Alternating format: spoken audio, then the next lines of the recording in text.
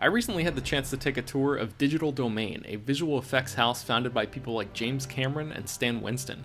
And along with Weta in New Zealand, they were responsible for creating Thanos in Avengers Infinity War. The team showed us a ton of their motion capture equipment, including these suits and this helmet camera used to capture the facial performance of actor Josh Brolin. You've probably seen actors with dots drawn on their face during production, and our guides explained how they'd make a mask of the person's face, cut out holes in it, and use that to repaint the marks on them each day to save time. We got a look at what's called a FACS booth, FACS, which stands for Facial Action Coding System. It's basically a room with lights and about 60 cameras set up for the sole purpose of capturing and logging a performer's facial movements. Later, we were taken into what's called a volume, basically a huge empty room with its own set of cameras all around it. Rooms like these are where movies like Avatar and Ready Player One were filmed. Instead of being shot in a motion capture volume, the production team for Infinity War spread small cameras like these throughout the actual sets and attached motion capture equipment to the film camera, allowing the visual effects team to see what Brolin looked like in the moment with a rudimentary version of Thanos over the top of him. That way the camera operators could frame the shots properly for what was supposed to be an 8-foot character, and then those small cameras were all digitally removed from the final movie. To create Thanos, the team began with this character model. By hand, artists went in and added tons of details to his face, all of the contours and wrinkles you see in the final version. Taking Brolin's facial movements from the fax booth we saw before, the modeling artists will go into every shape Thanos' face could possibly make and correct or enhance those shapes. They'd apply texturing elements, freckles, imperfections, all sorts of aspects to add a level of reality to the character, and they'd really concentrate on making sure his eye movements came through. This is one of the first tests Digital Domain sent to Marvel to prove that they were on the right track. No, I heard that you were meaning to get in touch with me, but then I heard you were dead. And I also heard that you were a king, and various other things. But the fact is, Loki, you and I are not the sort people understand. The sort people fear. Now I got the information that I need, and now I have to break your neck. It's just the way it is. I'm just a messenger. For each shot, animation director Phil Kramer would look at Brolin's helmet performance, which you can see on the far right side of the screen, and a high-resolution mask created with machine learning algorithms, which you can see second from the right. He and his team would retarget that performance onto Thanos, copying all of the details onto the model while keeping the essence of Brolin's performance intact. That made it easier to watch and easier for directors Anthony and Joe Russo to make decisions without the distracting apparatus around the character's head. Here you can see what Brolin looked like through monitors on the set, complete with a visible helmet cam and a low-resolution version of Thanos' face. Digital Domain used video game rendering to create a high-end look of the character that's much closer to the final version.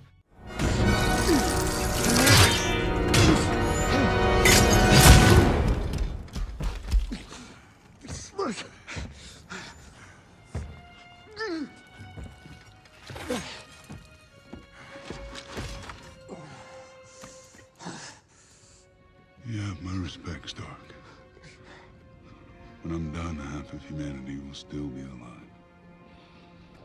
At the end of the movie, when Thanos has triumphed and he encounters a young Gamora once again, one of the early ideas was to have him walking on a river of blood, intended to represent the blood of his victims.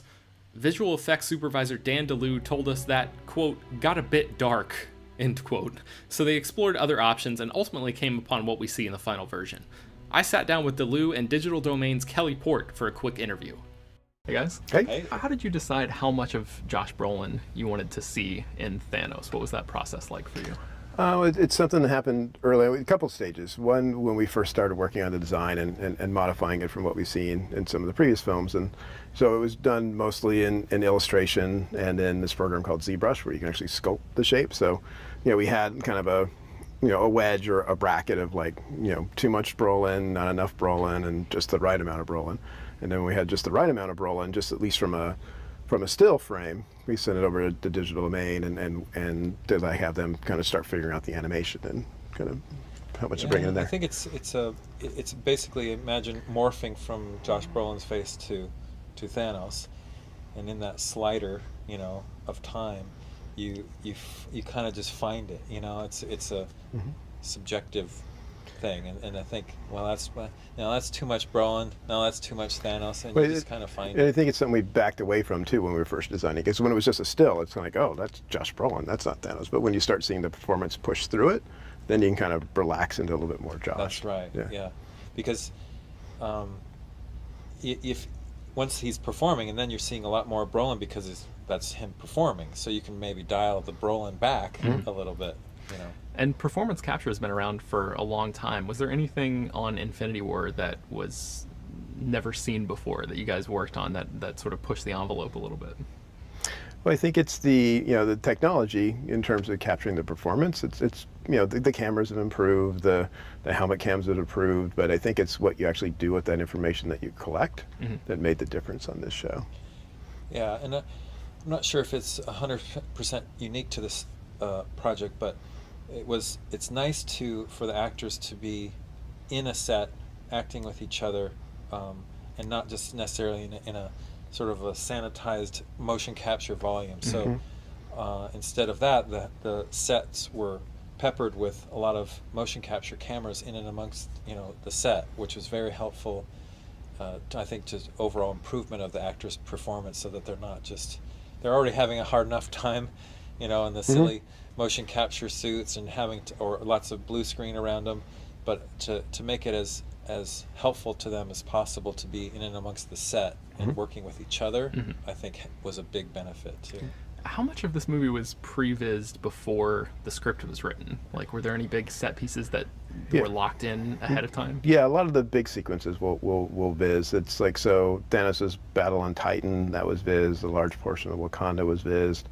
A lot of New York, the Battle of New York was viz. Spidey's all the race to space, Spidey going into space, that was viz. And we have a unique kind of a way of doing it where it's, a lot of it will be pre-viz, where you have artists on computers. We'll have, when our stunt team starts, they'll start doing their own viz. So you have pre-viz and stunt viz there, and then you'll have storyboards as well. So when you watch the reel cut together, you can see the movie, but it's this kind of crazy jumping back and forth between, pre-viz that's rendered and stuntmen with cardboard boxes they're bumping into, and then straight back into storyboards. Was there a single shot that changed the most for you guys over the course of involving Thanos, or anything else really that over the course of this movie that changed dramatically from its original conception to the final version? Yeah, I mean, Titan stayed pretty true. I mean, what we work with on Titan, we generally we go long. We go for a wide, longer cut, and then so we can kind of pick out the best gags as we go along with it. So there's alternate versions of all the scenes. There's an alternate version of the Wizard's battle with Strange and Thanos, and then the smaller version that ends up in the film. I think something like the Threshers in Wakanda, they went through a lot of design because it was just. It was one of those things that wasn't quite working until ILM got in there and just, had the big Thresher come up behind Panther, and it was like, that's going to work now. That's going to be fine. Yeah, and I think for us, from a studio perspective, oftentimes with Dan and the directors and the post-viz team, third floor, we get a lot of the stuff that's cut together. So it's a roadmap that's pretty solid.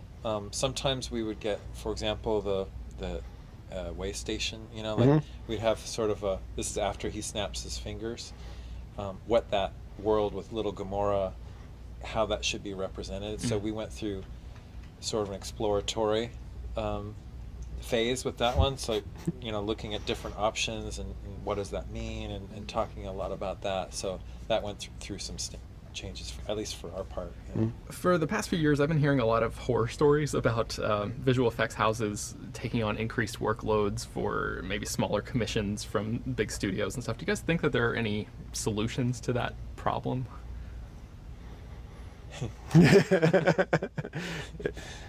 Yeah, I mean, it's you're in a place where visual effects allows us to tell bigger stories than we've been able to tell before, and so as a result, we're getting more and more shots, and trying to figure out the best way to deal with that. So it's we're at a point where I think there's some things that need to be worked on, but I don't know if we've really solved it yet. Yeah, I mean, it's a competitive industry. It's a business, both ends, both for what we do, like as a visual effects studio and other visual effects studios, but it's also obviously a business for Disney, for Marvel. So everyone's trying you know, their best to do their best at that business. And it's also incumbent on ourselves to make ourselves as competitive as possible too, by being more efficient and, you know, faster. So it's sort of the way it is. Yeah. Cool. Well, thanks, guys. Appreciate it. Thank you. And finally, we also got to see the actual Infinity Gauntlet that was used during the making of the movie. In addition to helping Josh Brolin feel the actual weight of the gauntlet and add that reality into his performance, it served as a practical reference point for their visual effects team, so they'd know how it reacted to certain lighting when they needed to recreate the final digital version. And since I got to wear it, there's really only one way to end this video. Ready? Let's go. Let's put on our mean faces. Hold on, there's a fly. There's something awesome about seeing these heroes interacting with each other for the first time. I'm Dr. I Can't Walk. You guys are screwed now!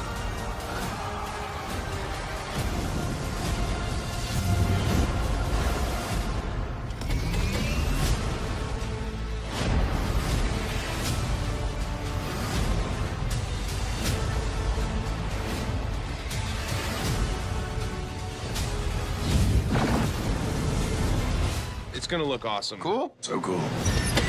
All right, kid, you're an Avenger now. Marvel Studios' Avengers Infinity War on digital today.